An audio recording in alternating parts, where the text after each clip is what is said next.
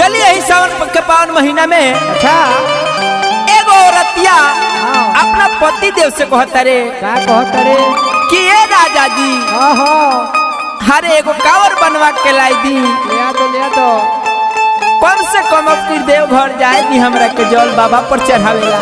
ना ये साल ना अगला साल ना ये राजा जी सबर करो, कम से कम अब की बार जल ढार लेवे दी बाबा के। ये साल सिलौरी ढार लो धनिया, अगले बेर चल गई बाबा धाम। और अब क्या जब इतना पति के बात सुनता हाँ हो तो भाव लागल मास्टर, कैसे कवि के भाव लागता कैसे हो।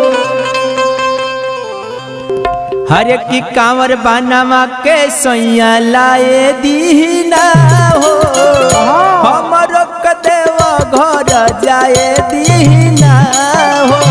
कांवर बनवा के सैया लाए दीना जय हो, हमरो कदेवा घर जाए दीना हो। कांवर बनवा के सैया लाए दीना हो, कांवर बनवा के सैया लाए दीना हो, हमरो कदेवा घर जाए दीना हो।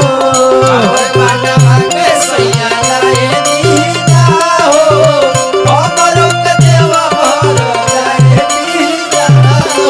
बोल बोल के जय हो जय हो बाबा एक सहारा बाबा, बोल बोल के सहारा बाबा एक सहारा बाबा।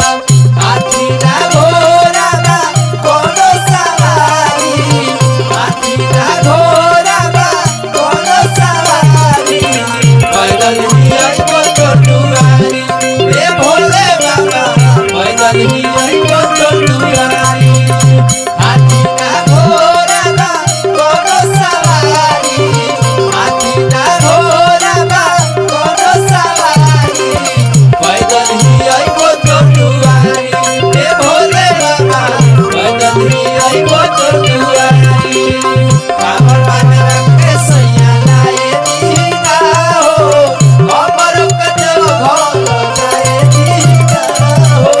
कांवर बनवा के सैया लाए दीना हो, हमरो कदेवा घर जाए दीना हो। भाव लगता सुभाष भैया और रतिया के कैसे हो बाबा दरबार में जरूरत कुछ खास बा, तब हिनु इतना लोग के विश्वास बा। बाबा दरबार में जरूरत कुछ खास बा, तब हिनु इतना लोग के विश्वास बा। बाबा दरबार में जरूरत कुछ खास बा, तब हिनु इतना लोग के विश्वास बा। बाबा दरबार में जरूरत कुछ खास बा, तब हिनु इतना लोग के विश्वास बा। गेरुआ के चोली सिवाय दीना हो, गेरुआ के चोली सिवाय दीना हो, हमरो कदेवा घर जाए दीना हो। गेरुआ के चोली सिवाय दीना हो, हमरो कदेवा घर जाए दीना हो। गेरुआ के चोली सिवाय दीना हो, हमरो कदेवा घर जाए दीना हो। गेरुआ के चोली सिवाय दीना हो, जय हो जय हो कदेवा घर जाए दीना हो। हर हर शंभु बाबा शिव महादेव, हर हर शंभु शंभु शिव महादेव, कर्पूर गौरम वंदे उतारम। बाहर आओ भैया बा, चारों जिला में जोरा नहीं खे।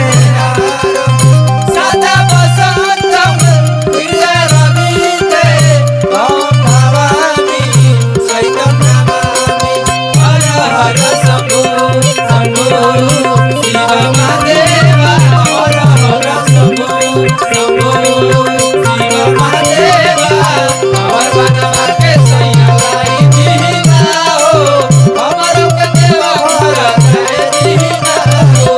कांवर बनवा के सैया लाई दीना हो, हमरो कदेवा घर जाए दीना हो।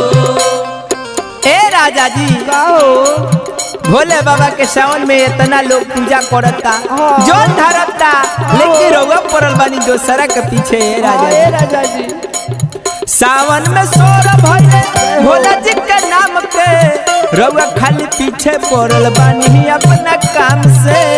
सावन में सोर भइले भोला जी के नाम के रउआ खाली पीछे पड़ल बानी अपना काम के। सावन में सोर भइले भोला जी के नाम के रउआ खाली पीछे पड़ल बानी अपना काम से।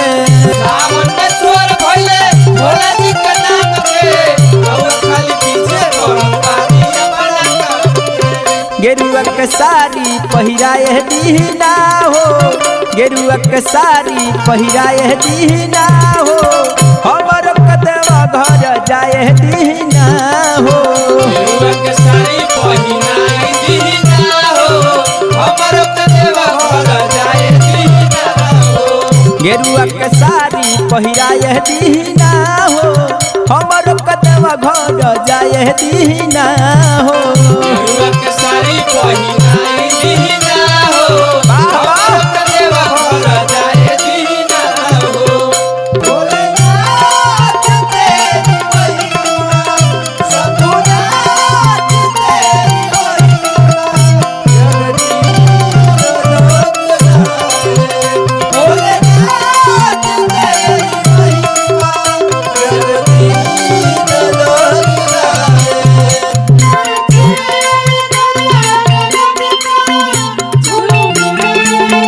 लोक जाने।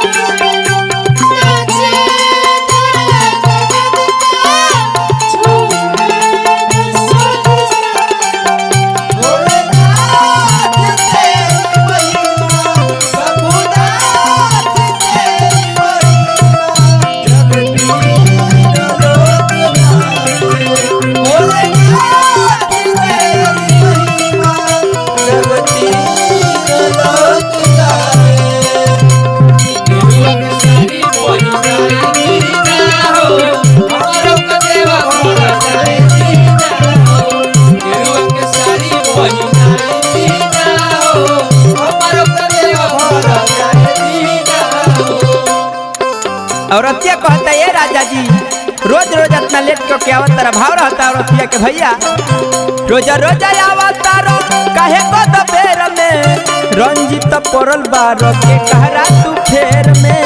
रोज रोज अवतारा करे बात बेर में रंजित पड़ल बार के करा तू फेर में। रोजा रोजा आवत तारो काहे को दबेर में रंजित हो पड़ल बार के कहरा तू फेर में। रोज अवतारा करे बात बेर में रंजित पड़ल बार के करा तू फेर में। निरमल निराला सैया जाए दीना हो निरमल निराला सैया जाए दीना हो हमरो कदेव घर जाए दीना हो। बाबा